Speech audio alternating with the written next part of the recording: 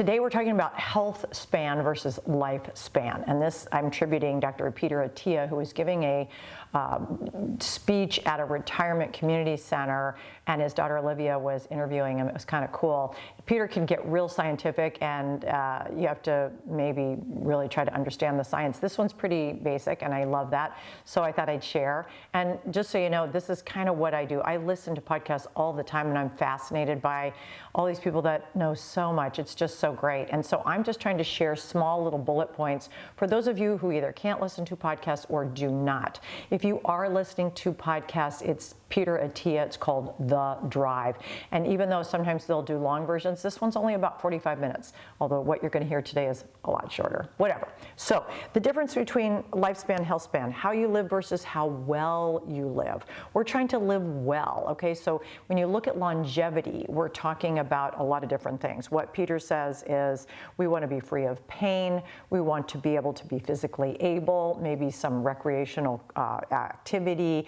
You want to have a social life. Maybe you've got a good community connectivity, and you want to be able to stay sharp. So there's all these different things that would be included in how well we live.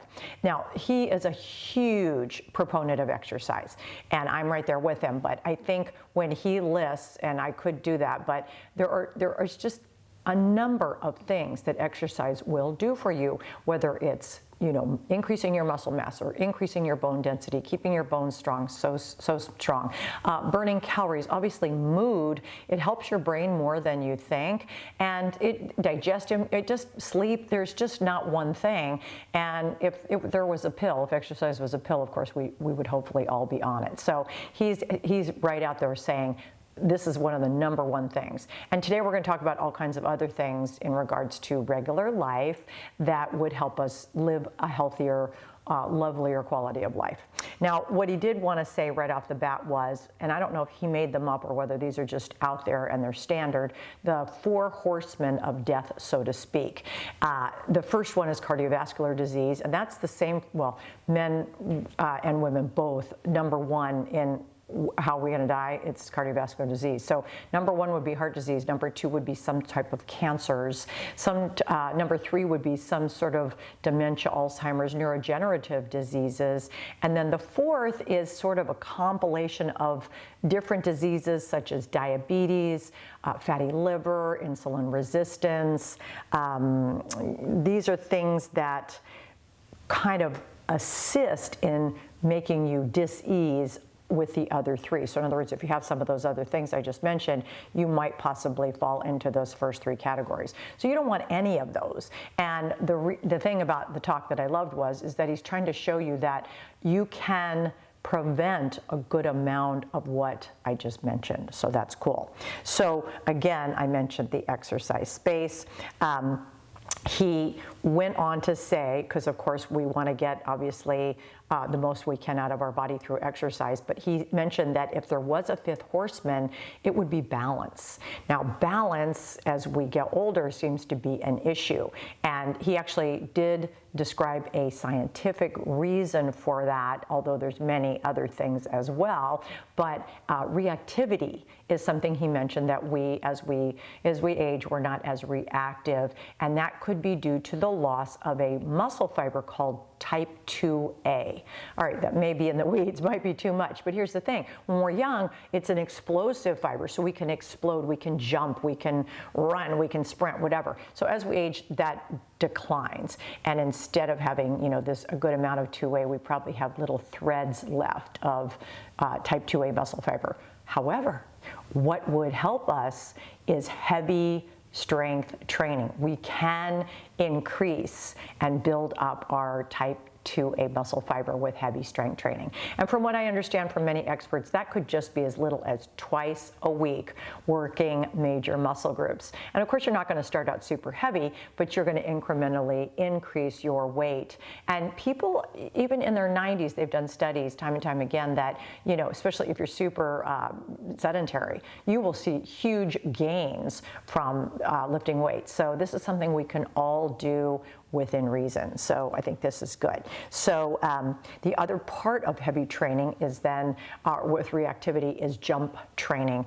And that doesn't mean, okay, you have to pound up and down, but another different podcast, Dr. Stacy Sims, mentioned that especially women after a certain age, let's say 65, 3 times a week, 10 minutes of jump training. And that could be things in patterns. You don't want to just do up and down, up and down. You could, but you don't have to. A little forward and back, maybe some split jumping, maybe some jumping jack, maybe some 180s. There's all kinds of things, double bouncing on one leg versus the other. So jump training is super helpful for getting those weaker bones and muscles to strengthen, and you really can. So I think this is really great. So he also cited a study in Australia called Live More study, and it was an Australian researcher who got some women that were 65 and maybe a little bit older, and they had 2 groups. They had one group that was kind of a yoga walking kind of group, and they were the base protocol, and then they added strength training to the other group. Well, by the end of the study, the strength training group could lift their own body weight. They were that strong. So even though they didn't look really strong and big, they definitely got stronger. Denser bones, increase muscle mass. Fascinating, of course, and that's going to prevent falls and so many more things. Balance, okay, so good. So this is very cool. They also did CT scans in this study, and they found that the bone density of these women that did strength training actually increased. And I wanted to mention that because so many people think, oh, I've been diagnosed with osteoporosis, therefore I can do nothing and I'm going to take this pill. No, they're really finding out that when we do increased strength training, and you might have to modify your jump training originally, but yes, you can, and you can build bone. So this is so good. All right. Moving on to other things that help us live a better health span is food. And the biggie here is protein. And you've probably heard it, and hopefully I'm not boring you on this one, but the kind of rule of thumb that makes it just sort of easy for all of us is every pound of weight you have, that you want 1 gram of protein. So I'm under 110 pounds, and I wish I was a little bit more, but I'm not. And I find it really difficult to load 100 grams of protein a day. It's tough. Eggs are 6 grams, okay? 2 tablespoons of nut butter, 6 grams again. So you really kind of have to do the math. Peter did say, okay, look at beef, look at dairy, and look at eggs. Those are 3 super builders, okay? Those are the ones that are really going to be helpful. So if you're vegan, that's a whole other story. But the point is these are very helpful in building up muscle. Now, if you're intolerant of, let's say, dairy or even eggs, just know that sometimes people make powders out of the protein, so you're not getting the whole food itself, so you're not getting all dairy, you're getting just the protein. This can often be acceptable to your system, so you might check that out, and that would be helpful to add. I find that, and this is just anecdotal for me, I don't do well with some of these proteins. It's hard for me to break down some of these things, although I love eggs. Branched chain amino acids do help you keep the protein that you're consuming. Also, and Peter didn't say this, but I did hear this from another expert, which I thought was great, was when you get older, even though sometimes we'll say, well, let's just have 2 meals a day because that's really great for your digestion, it's hard to get enough calorie as you age. And it's also hard to absorb the amount of protein that you're trying to get in. So in the space of being a little bit older, eating several times a day, maybe 3, 4, or 5 little eating occasions, if you can put protein in those occasions, you have a better chance of holding or keeping that protein. Again, I did not make that up, so I thought that was cool. Peter also said, don't eat too little, but don't overeat. And there's usually 2 camps on that. People that eat like birds, and then people that just, power down. So you're trying to be moderate in your food consumption. And obviously, we want the healthy plants, the colors of the rainbow. We want the healthy fats, the nuts, the seeds, the really good oils like olive oil, avocado oil. And obviously, you want those good proteins. So hopefully, these are things that your body will tolerate. And then if you are overweight, and you're looking at that rule of thumb, let's say you weighed 250 pounds, but you'd rather be 210, you want to go for the amount of protein per gram as what you want to weigh. Did I say that awful? So if you want to be 210 pounds instead of 250, then you would load 210 grams. Yeah, 210 grams. That's a lot, I know. Woo! Anyway, so that's the rule on that. Hopefully I did not confuse you. Okay, so I want to move on to sleeping, because that's also huge. If we don't sleep well, our metabolic rate plummets. We're just not very good in life. This is something environmentally we just have never been able to overcome. We can run faster these days. We can do all sorts of things, but sleep has always been, no, we need it. Okay, we're going to have it. As we age, we don't sleep very well. Apparently, we sleep a little lighter. Maybe we've got pain. Maybe we have to pee in the middle of the night. I know that's a big one for many men. So knowing this, what can we do to give ourselves the best chance of good sleep?